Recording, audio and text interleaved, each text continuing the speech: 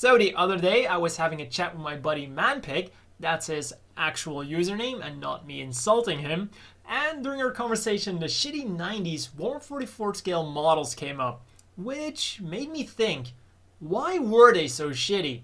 Because something a lot of people forget about is that in the late 80s we got some amazing models that wouldn't be matched in quality for almost a decade.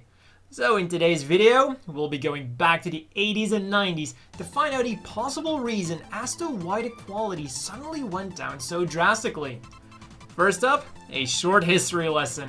The Japanese economy recovered relatively quickly after the disastrous events of the Asia-Pacific War, also known as World War II. This culminated in a huge economic boom in the 80s, with Japan challenging even the United States as the top dog in the economic world. It went so far that Japan was actively driving American companies out of business or taking them over. Not even Hollywood was safe from this Japanese invasion. You know what? If this takeover actually went all the way, this could have saved us from a lot of shitty live-action anime adaptations. Anyways, this resulted in the so-called Japan bashing from America. Because, well, the American people obviously weren't that stoked about Japan running their companies out of business, you know. But let's look at what's really important here. Gunpla. During this time, we would see a rapid Gunpla development. In 1987, the Char's counterattack model kit line would kick off and would be the first line to do away with glue. The year after, we would get even more fantastic model kits, such as the almost fully transformable Zeta Plus C1 and the 1/100 scale full action new Gundam featuring die-cast parts, clear parts for the eyes, and even an opening cockpit hatch. In 1989, we would get the amazing 1/44 scale 0080 line, with their quality blowing the later 1/44 scale G, Wing, and X kits completely out of the water.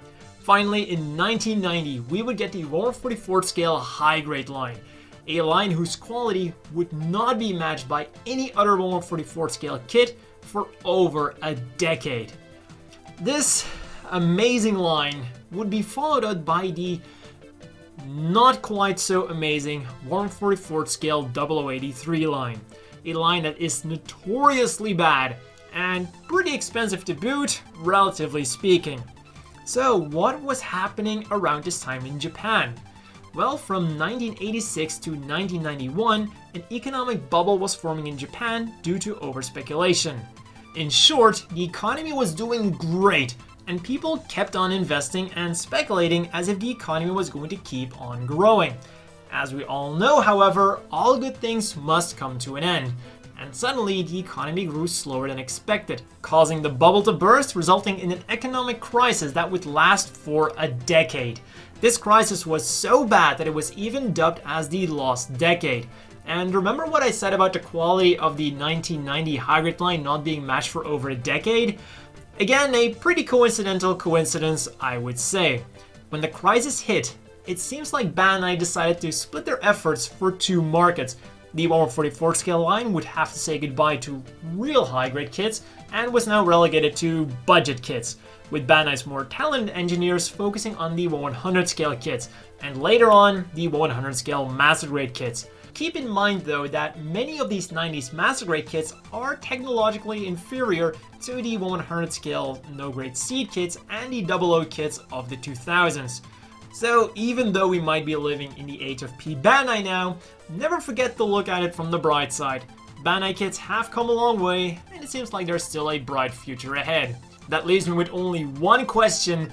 Do you agree with me and my theory on why these kits suddenly took such a quality dive, or do you have your own theory? If so, definitely leave a comment down below, and I will see you all next time.